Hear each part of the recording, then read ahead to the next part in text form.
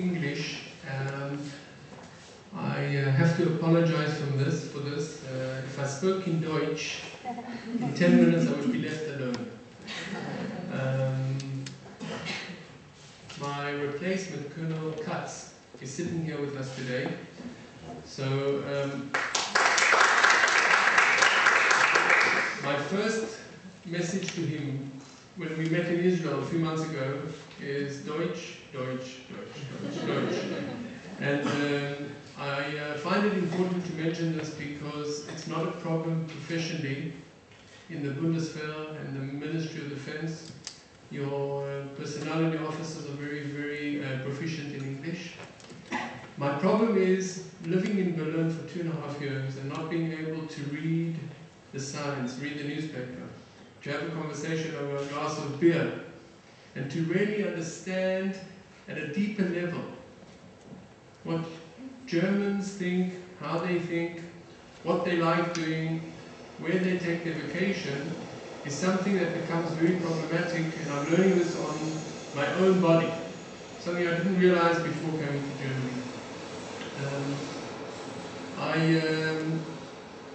have been here for 2.5 years. My English is because my mother tongue is English. I was born in South Africa, and my family moved to Israel in something that's familiar to this crowd as part of Aliyah. They made Aliyah in 1972 as part of a strong Zionist belief that the place for Jews is in Israel. And as a young child, we moved to Israel and more or less have been smiling ever since. For a child, this was a great thing, and Israel was fantastic. My family, together with my greater family, all live in Israel.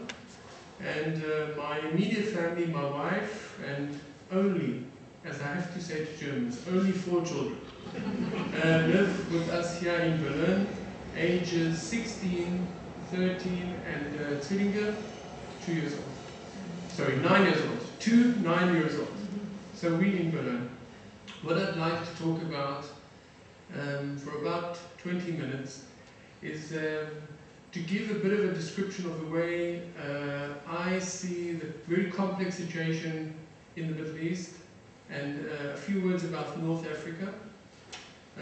I find it more important that at the next stage you have difficult questions. If you ask us easy questions, this is not a challenge. I think that difficult questions should be put on the table. I have a few points that I will go through, but I think that it's very important to then discuss questions. I have a question which I'd like to ask you because I find it very important to know who I'm talking to. I don't know what would be a better question. Who has not visited Israel, or who has visited Israel? So I don't know what the majority in this room would be.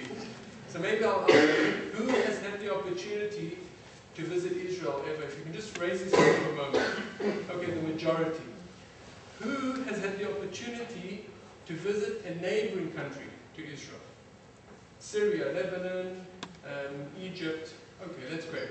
So I'm talking, from my point of view, to a crowd that is very familiar in person with the Middle East, Israelis, a very interesting, unique creation, the Israeli personnel, and this makes it very easy for me to describe a few things.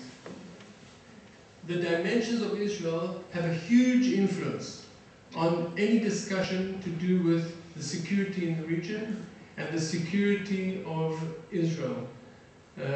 Maybe I should also say, in my opinion, when we look at what future lies ahead, if we were discussing Germany, in my opinion, it would be easier to solve from a geographical dimension only. Israel is very small, and we're getting smaller because the population is getting bigger. When I made Aliyah in 1972, there were roughly 4.5 million people in what would probably be accepted as not a political statement, but in Palestine, which is Israel, the West Bank, between the Jordan and the Mediterranean. There were roughly 4.5, maybe 5 million people.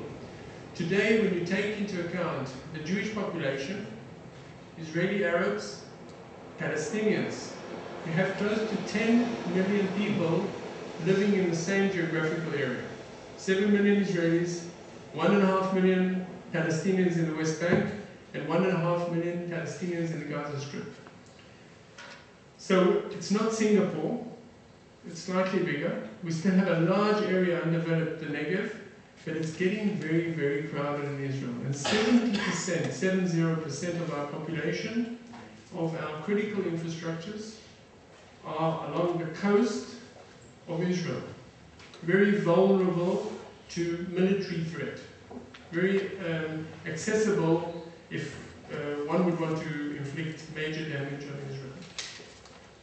So, an Israeli that was born in Israel in 1948 has been living in conflict since the day he was born. And for all of those of you that have visited Israel, when you drive on the road in Israel, some might think that you're in a war zone. Very aggressive driving, very impatient driving, very unpolite drivers. When I came to Germany in the beginning, I couldn't believe it. It was great fun. I had the roads to myself. I could do whatever I wanted to. I couldn't understand why everyone was being so polite. An Israeli lives in constant conflict. We've been through 7 wars. In between the wars, we are under constant attack, if it's by terrorism, if it's by the international community, if it's the weather in August, which is quite unbearable, and I'm not saying this is a joke. The weather affects the way people behave. And living under these conditions makes everything quite dynamic and quite difficult to deal with. It's not possible in Israel to really sit down, look at reality calmly and say, you know, what should we do?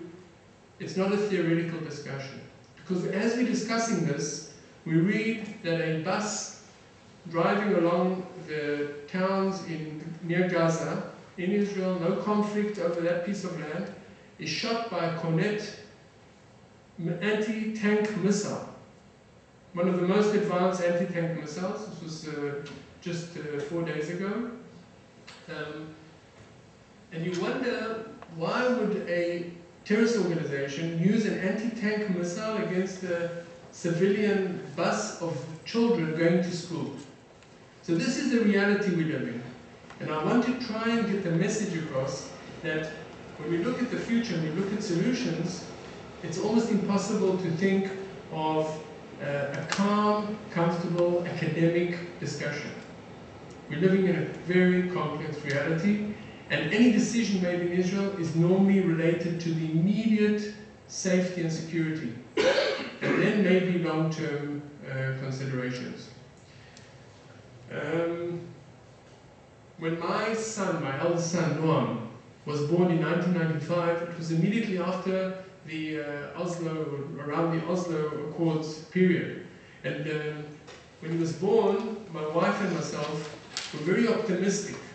And we were hoping that maybe when he reaches the age of 18 and he has 3 years of compulsory service in the military, maybe he would not have to go into the military as a combatant to fight. Maybe he could be in the military to protect, to do a service job, maybe to work in a hospital as an assistant to the doctors.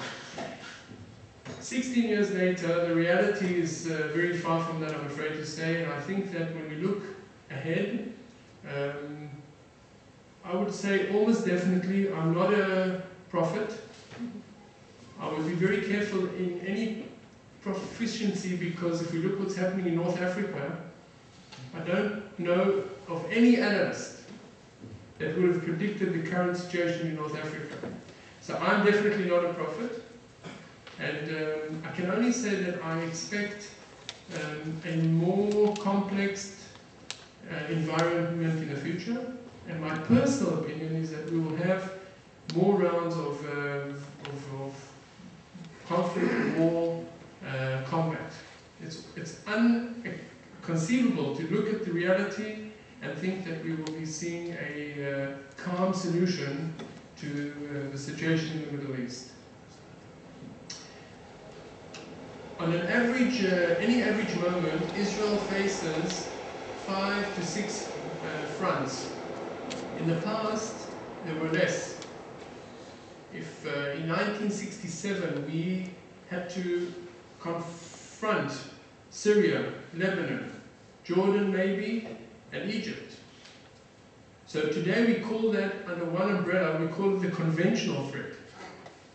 Apart from that, we have to prepare ourselves as a state to protect ourselves from the Iranian threat, from global terror, global jihad that is well known and familiar in Europe as well, from Hamas in the Gaza Strip, and from Hezbollah, the most well-armed military militia, military force in the world.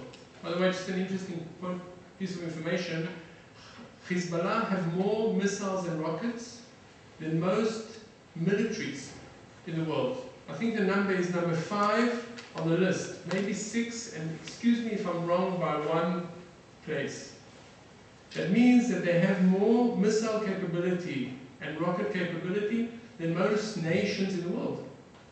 And these are a terrorist organization, a militia group, you call it whatever you feel comfortable with, definitely not a official state entity. The many threats that we have to face at any given moment have put a very heavy burden on Israel from a military point of view, and my role as a defense attaché is to represent Israel in Germany, to facilitate the cooperation between the German Ministry of Defense, Bundeswehr, and the Israeli Ministry of Defense and Armed Forces. And from my perspective, the backing that we have from Germany is strategic. You all know this. We get a strategic backing, which is undoubtedly mentioned often at the political level. Again and again, and Mr. Nachshon mentioned in his speech the recent meetings that have taken place, and this is of strategic importance.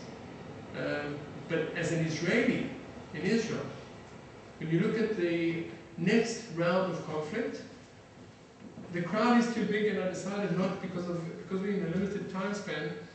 The whole of Israel is covered by rockets today from the north, Hezbollah, and from the south, from Hamas. And this reality is very different to what we had even in 2006, before the cast-led operation, and the second Lebanon war in 2006.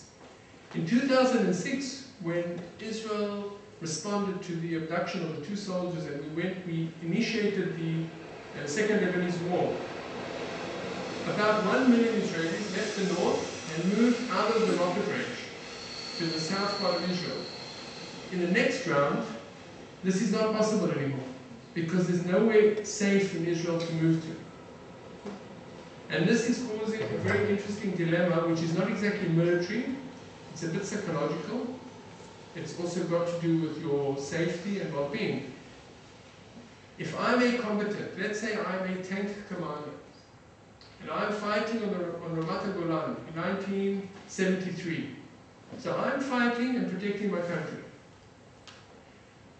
In the next conflict, if I'm a tank commander and I'm on Ramat Golan protecting my country, but my family is being bombarded in Tel Aviv by rockets coming from Hezbollah, what do I do as a commander?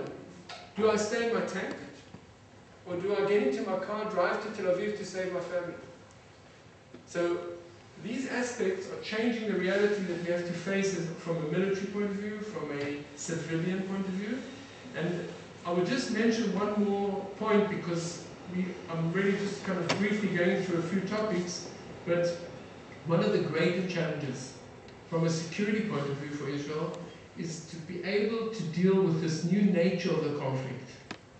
We used to talk about 3 years ago, 4 years about asymmetrical conflict.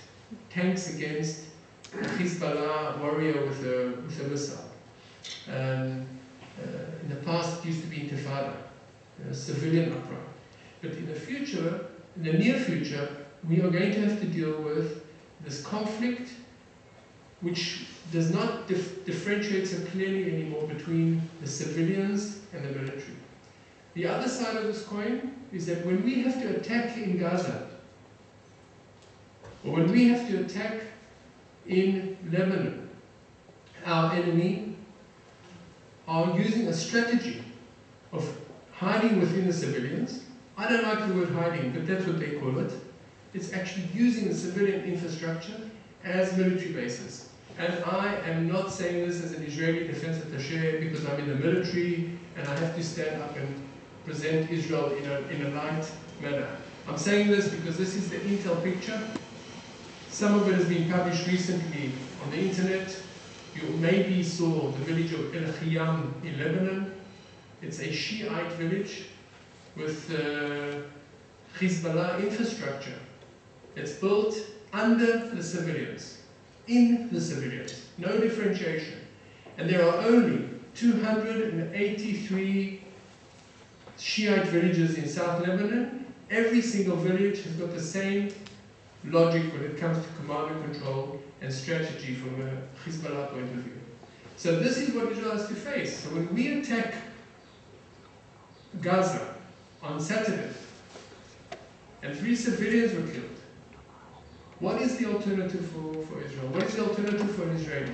To accept that children in the kindergartens will be attacked, or to attack your enemy even if they are using this civilian infrastructure?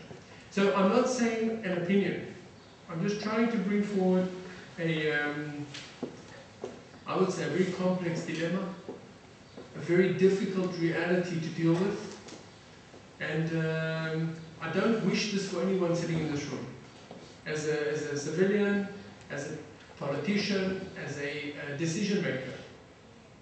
Because in any case, whatever alternative you choose, you're choosing between bad solutions. Because of the civilian aspect and the involvement in the warfare of today. But this is the reality that we're living in. One or two more aspects, a few more minutes, is okay? One or two more aspects. I'm sure that you all read or are aware of the recent ship that was stopped in the Mediterranean called Victoria.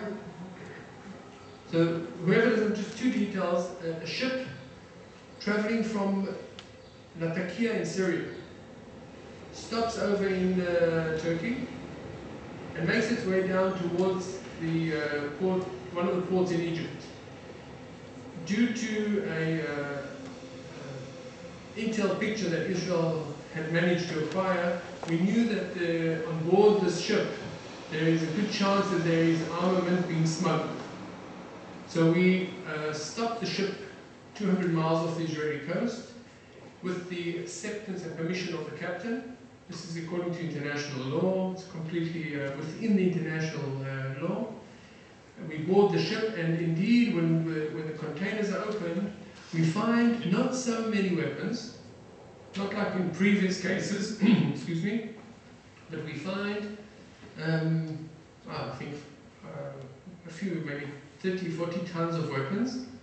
But what was very interesting, there were 4 missiles or 5 surface-to-sea missiles, C-70 something, that are a strategic capability for Hamas. Because when they possess this missile, they can sink our Navy ships. And you need 2 or 3 trained Hezbollah, in this case Gaza Hamas operatives, to sink an Israeli strategic platform. And this is just another aspect of this incident. Now, why am I mentioning this? Because I've heard a lot of Europeans say to us, to the Israelis, wait a minute, how did you know that these weapons were going to Gaza? And I love that question because I like saying, well, let's assume that we're not going to Gaza. By the way, the bill of lading of these containers were clothes and food and humanitarian whatever. So I said, okay, you're right, it's not going to Gaza. Let's say it was going to Hamburg. I agree. My Gaza, maybe our intel is incorrect. It was on the way to the Hamburg port. So what does this mean?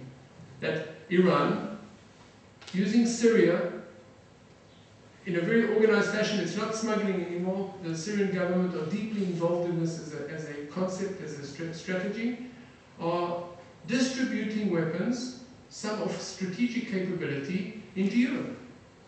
This is not what the situation was. I'm just saying that if you want to argue that this shipment was not being sent to Gaza, then where was it going? To Somalia. They export, they don't import. So this is another aspect of the complexity. And what I'm also trying to say here is that in my opinion, in my very modest opinion,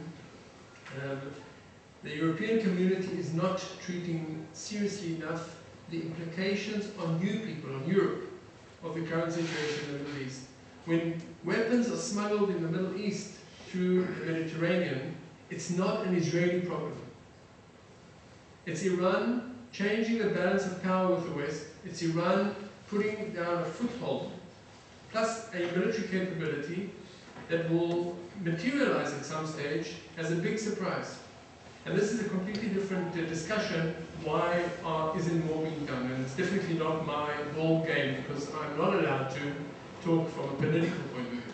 So be very careful. And normally I would be wearing a uniform in a lecture, but not today. Just two more words about North Africa. North Africa is a huge, huge opportunity. It's also a huge threat. Because 3 months ago, everyone was talking about Mubarak getting old. At some stage, old people died. Not a big surprise. And people were saying, okay, you know, Mubarak's going to die, he's going to get old, he's not well. There will be a change of power, a managed change of power. What will happen? What happened in North Africa, or what is happening in North Africa, has a huge potential effect on the world. But what it also is a great opportunity, because for many, many years, we've had a very stable situation of, I would say, Arab dictatorship regimes, which, by the way, weren't all so bad. From a humanitarian point of view, terrible. But from stability, they were quite good. 30 years, there was stability, and now everything is open, everything can be changed, and everything might be pushed in directions that we all cannot foresee. I think that the attempt, as we speak, of Iran to influence the uprising in the Arab world is very, very intensive. Iran are making a big effort to put elements of extreme jihad or extreme elements that will be later used in these countries. Does Iron Dome ring a bell? Iron Dome is a system, and I have to also talk about something optimistic, because otherwise I won't be asked to lecture again or to speak to you again. But Iron Dome is a system that was used operationally for the first time 3 days ago, developed by Israeli industries as a result of the Second Lebanese War, where we saw that we don't have a good solution for short-range missiles. The industries were asked by the Ministry of Defense and paid money to do this, to develop a system to shoot down short-range missiles. Now, to make it clear, think of your soldiers in Afghanistan, in Kunduz, that you want to protect the camp, and you need a system that can do this efficiently. This is Iron Dome. I'm not selling Iron Dome, but what I am saying is that from an Israeli perspective, this was used operationally. It managed over the last 3 days to shoot down 8 Grad missiles coming into Israel from the West Bank, from the Gaza Strip, sorry. And this is very important psychologically, because the Grad missiles were not shot at military bases. They were not shot into open fields. They were shot directly into Beersheba, Ashdod, and Ashkelon. Cities of over 100, 200, 300,000 people. And they were destroyed in mid-air prior to reaching the target. So from a psychological point of view, more than the actual achievement. This is a big change in the current situation of the warfare, managing this. I'd like to finish off with a question. It's a bit of a very open question, but and give an optimistic answer. So I'll ask the question and I'll answer it. Excuse me. Can we solve the problem in the Middle East? You know, where are we all going to? What's the outcome? So as I said, personally I think that we are definitely going to see more rounds of conflict. But the optimistic side is that the young generation, their minds are clear, they have not got prejudice, the history isn't that important to the youngsters. When I talk about youngsters, I'm talking about youngsters, 7-year-olds, 8-year-olds. And my personal belief is that's where we should put our effort into. But this age group, which is quite varied, we kind of have our own ways of thinking, but the youngsters are the future. And I want to tell you something very interesting that happened with my son, one of the Zwillinge, at school, when we arrived. On the first day that he came to school here in Berlin, he went to school, and when they came home, we said, well, how was your first day at school? It's an English school, we speak Hebrew in Hebrew, in Israel. And they said it was great, and did you make any friends? He said, yes, we made some friends, and we've even got one very good friend. This is our first day at school. And who's your good friend? Abdullah. Now why Abdullah? Abdullah is from the United Emirates. We think the same. We've got a lot in common with the Arab world. Being Israelis, we come from the same region. Our roots, in many cases, are the same roots. We've developed differently, we have different arguments, but these youngsters don't see this. It's net. We speak the same language, we have the same body language, and we feel comfortable together with each other. So on an optimistic note, I think that is the future, and we have to hope for a positive future. Thank you.